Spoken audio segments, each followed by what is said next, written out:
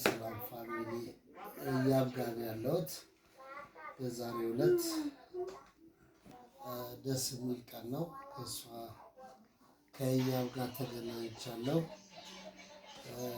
እያብም ያችሁትና እና ከእያብ ጋር ነው ያለሁት አንድ ቤት እናቷና አባቷ ጋር ነኝ። ስጦታ ዛሬ እያብ ዊልቸር ልሰጠን ስለሆነ በጣም ደስ ብሎኛል። ያው